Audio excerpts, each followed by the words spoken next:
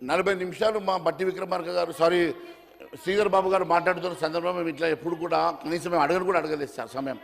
కానీ ఈరోజు ఇంత పెద్ద ఎత్తున వాస్తవాలు మాట్లాడుతున్నా వాళ్ళు జీర్ణించుకోలేక ఒకరు కాకుండా ఒకరు లేచి ఇట్లా మమ్మల్ని డిస్టర్బ్ చేసి మా ఫ్లోని మరి ఇట్లా అడ్డుపడే ప్రయత్నం చేయడం సమంజసం కాదు. నేను ఒకటే అడుగుతున్నా అధ్యక్ష, మొన్న 7 నెలల లోపల 64 సీట్లు గెలిచినటువంటి కాంగ్రెస్ పార్టీ 7 నెలల లోపల మీరు నిజంగా మంచి చేసి ఉంటే ఈరోజు 17 సీట్లలో కనీసం సగం సీట్లు కూడా ఎంపీలు గెలిపించలేని దుస్థితికి ఎందుకు వస్తుంది? ఈరోజు 8 మంది ఉన్నటువంటి ఎమ్మెల్యేలము ఈరోజు 8 మంది ఎంపీలను ఎట్లా గెలిపించుకోగలిగినామో ఒకసారి ఆలోచన చేయాలని చెప్పి నేను కోరుతా ఉన్నాను అధ్యక్ష. ప్రజలు మా మీద పూర్తి విశ్వాసంతో ఉన్నారు, ప్రజలు మా వైపు చూస్తూ ఉన్నారు, ప్రజలు మా మీద నమ్మకం ఉన్నది. ప్రజలకు విశ్వాసం ఎట్టి పరిస్థితుల్లో కూడా భారతీయ జనతా పార్టీ ఈరోజు ఈ కాంగ్రెస్ పార్టీకి ఆల్టర్నేటివ్ పార్టీగా ప్రజలు గుర్తించారు కాబట్టి ఈరోజు మా వైపు ప్రజలు చూస్తూ ఉన్నారు అధ్యక్ష.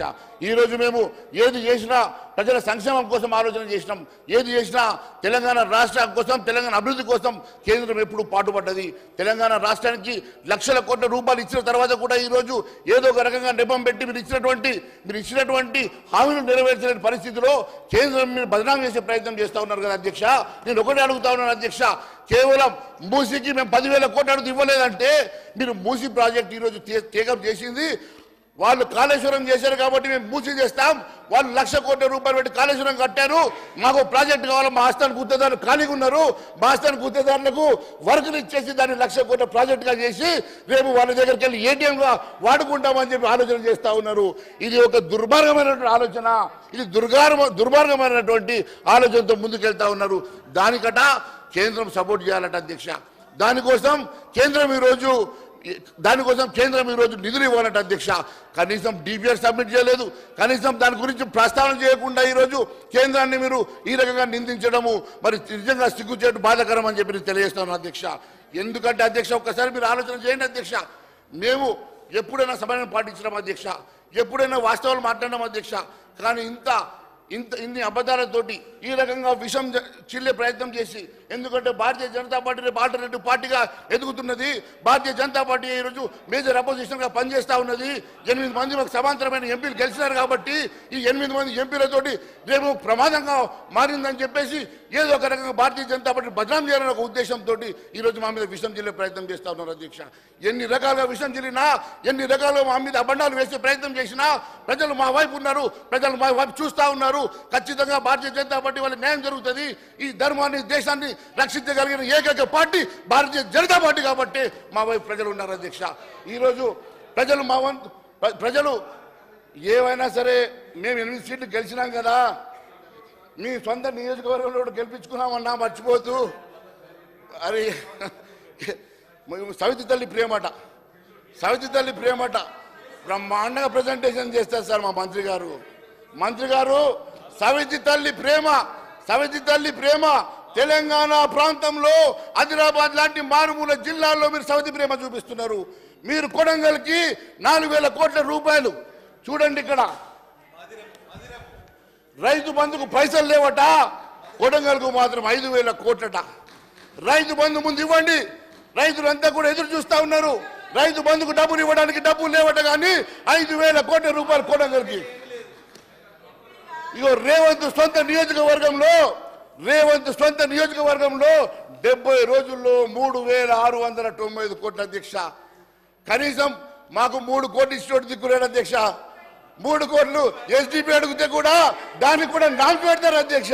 మంత్రి గారు మాకు డబ్బులు ఇవ్వనంత మాత్రాన ప్రజలు చూస్తూ ఉన్నారు, గమనిస్తూ ఉన్నారు. మీరు డబ్బులు ఇవ్వనంత మాత్రాన అర్థం చేసుకోగలుగుతారు. మేము ప్రజల పక్షాన నిలబడ్డాం, ప్రజల పక్షాన పోరాటం చేస్తున్నాం. మీరు 1,000 కోట్లు తీసుకుపోయినా రేపు మళ్ళీ ప్రజల మధ్యకే వెళ్ళాల్సి వస్తుంది. మీరు ఒకవైపు వివక్ష చూపిస్తూ నీ నియోజకవర్గం అభివృద్ధి చేస్తే రాష్ట్రం అభివృద్ధి చెందదు. మీ నియోజకవర్గాని కోసమో చివరికి ఏ పరిస్థితి అధ్యక్ష, కేంద్ర ప్రభుత్వం అమృత్ అని 3,500 కోట్లు ఇచ్చింది అధ్యక్ష మంచినీటి కోసం. ఆ 3,500 కోట్లు కూడా అధ్యక్ష రాత్రికి రాత్రి ఆస్థాన గుత్తదారులకు పంచుకున్నారు అధ్యక్ష. పాపం అన్నకి ఇవ్వనట్టున్నారు. దాంట్లో రాత్రికి రాత్రి ఆస్థాన గుత్తదారులు పంచుకున్నారు అధ్యక్ష. అది దానికి టెండర్ లేదు, పబ్లిక్ డొమైన్లో ఏమీ లేవు అధ్యక్ష. పబ్లిక్ డొమైన్లో కనీసం పబ్లిక్ డొమైన్లో టెండర్ కాపీస్ లేవు అధ్యక్ష. ఇన్ని రకాలుగా మోసం చేసి 3,500 కోట్లు కేంద్ర ప్రభుత్వం ఇచ్చి చివరకు సార్ చివరకు ఏ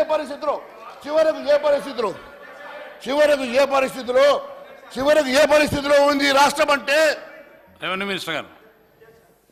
గౌరవ బీజేపీ పక్ష నాయకులు మహేశ్వర్ రెడ్డి గారు చాలా అద్భుతంగా అసలు సబ్జెక్టుని డైవర్ట్ చేస్తూ సభని ఇంకొక పక్కగా తీసుకుపోతూ కేవలం కేంద్రం నుంచి ఏదో ఒక 3,500 కోట్లు అమృత్ స్కీమ్లో తీసుకొస్తే అది ఎవరికో ఇవ్వాలని వీరికి లేదని వారికి లేదని అనటం అసమంజసం. అక్కడ ప్రధానంగా మన ఏజెండా ఈ రాష్ట్రానికి కేంద్ర బడ్జెట్లో ఈ రాష్ట్రానికి రావాల్సినవి రాలేదు అనేది ఏజెండాలో చర్చ. ఈ చర్చలో మీరు మద్దతు తెలుపుతున్నంటే సంతోషం, తెలపనన్నా కూడా ఏమి అన్నరు, ప్రజలు ప్రతిదీ గమనిస్తున్నారు. రెండోది, ఇందాక మా సహచర మిత్రులు మాట్లాడినట్టు 8 మంది కాంగ్రెస్ పార్టీ ఎంపీలు గెలిస్తే కేంద్రంలో అధికారంలో ఉంది బీజేపీ పార్టీ కూడా 8 మంది ఎంపీలు గెలిస్తే రాజీనామా చేయాల్సింది ఎవరు చేయాలి? రాజీనామా చేయాల్సింది మీరు చేసి మీ నిరసన తెలియజేస్తే కేంద్రంలో అధికారంలో ఉన్న మీ పార్టీ దిగొచ్చి తప్పకుండా ఈ రాష్ట్రానికి నిధులు ఇస్తుంది. అది మర్చిపోయి మీరు ఏదో ఏజెండాలో మాట్లాడాలి కాబట్టి విమర్శించాలి కాబట్టి మా మహేష్ అన్న విమర్శిస్తున్నారు తప్ప వారి ఆత్మకి తెలుసు ఏం జరుగుతుంది ఏంటి అనేది తెలియంది కాదు. దయచేసి రాష్ట్ర అభివృద్ధిలో కేంద్రం నుంచి నిధులు వచ్చే దాంట్లో ఈ సభలో కూర్చుందంతా మనం తెలంగాణ బిడ్డలం.